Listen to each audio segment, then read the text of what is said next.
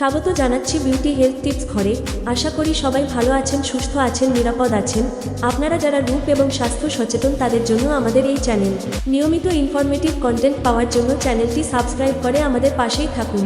আমাদের কন্টেন্ট শুধুমাত্র আপনাদের সচেতনতা বাড়ানোর জন্য। সবাইকে ধন্যবাদ জানাচ্ছি আমাদের পাশে থাকার জন্য। চলুন শুরু করি আজকের এপিসোড। সকালে, দুপুরে নাকি রাতে, ঠিক কখন স্নান করলে শরীর থাকবে ভালো জেনে নিন। ঋগ্বেদ থেকে শুরু করে প্রাচীন আয়ুর্বেদ শাস্ত্রে সকালের স্নানকে বরাবরই শ্রেষ্ঠ বলা হয়েছে। স্নানকে শুধু শরীর পরিষ্কার করা নয়, একে দেখা হয় আত্মিক শুদ্ধি হিসেবে। সকালে স্নান করলে শরীরে রক্ত সঞ্চালন বাড়ে, আলস্য কেটে গিয়ে এক নিমেষে এনার্জি চলে আসে। বিশেষ করে গ্রীষ্মপ্রধান দেশে ঘাম আর গরম থেকে বাঁচতে সকালের স্নানটাই মুক্তির পথ। সকাল সকাল স্নান সেরে দিন শুরু করা আমাদের মজ্জায়। অফিস যাওয়ার আগে শাওয়ারের নিচে না দাঁড়ালে যেন দিনটাই শুরু হয় না। কিন্তু জানেন কি, আমাদের ঠিক উল্টো পথে হাঁটে চীন, জাপান বা কোরিয়ার মানুষরা। আমাদের কাছে যা মর্নিং রিচুয়াল, ওদের কাছে সেটাই দিনের শেষ আরাম। কিন্তু কেন এই বৈপরীত্য? আর বিজ্ঞানের হিসেবেই বা পাল্লা ভারী কোন দিকে? রাত কেন পছন্দ চীন জাপানের? যদি একটু পূর্ব এশিয়ার দিকে তাকান, তবে ছবিটা একদম আলাদা। জাপান, চীন বা দক্ষিণ কোরিয়ার মানুষরা সারাদিন হাড়ভাঙা খাটুনির পর রাতে স্নান করাটাকেই সবথেকে জরুরি মনে করেন। এর পেছনে শুধু সংস্কৃতি নয়, বেশ কিছু যুক্তি কাজ করে।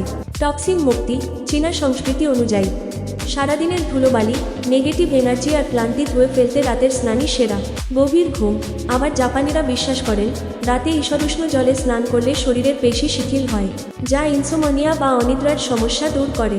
পরিচ্ছন্ন বিছানা, সারাদিনের ঘাম গায়ে থাকলে বিছানায় যাওয়াকে তারা অস্বাস্থ্যকর মনে করেন। বিছানা পরিষ্কার রাখতে এবং ত্বকের যত্ন নিতেই তাদের এই নাইট বাথ কালচার। বিজ্ঞান কি বলছে? আসলে কোন সময় স্নান করা স্বাস্থ্যকর? গবেষণা বলছে উভয় সময়েরই নিজস্ব গুণ রয়েছে। যারা সকালে স্নান করেন তাদের ব্রেন দ্রুত অ্যালার্ট মোডে চলে আসে। অন্যদিকে ঘুমের অন্তত 1-1.5 ঘন্টা আগে হালকা গরম জলে স্নান করলে শরীরের তাপমাত্রা নিয়ন্ত্রিত হয় এবং মেলাটোনিন হরমোন নিঃসরণে সাহায্য করে, যা ভালো ঘুমের জন্য অপরিহার্য। আসলে স্নানের সময়টা নির্ভর করে জীবনযাত্রার ওপর।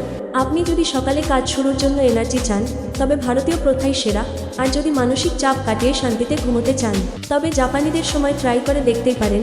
তবে আধুনিক লাইফস্টাইলে অনেকেই এখন দুপুরবেলা স্নান করাটাকেই বেছে নিচ্ছেন, সকালে চনমনে হতে আর রাতে ক্লান্তি দূর করতে।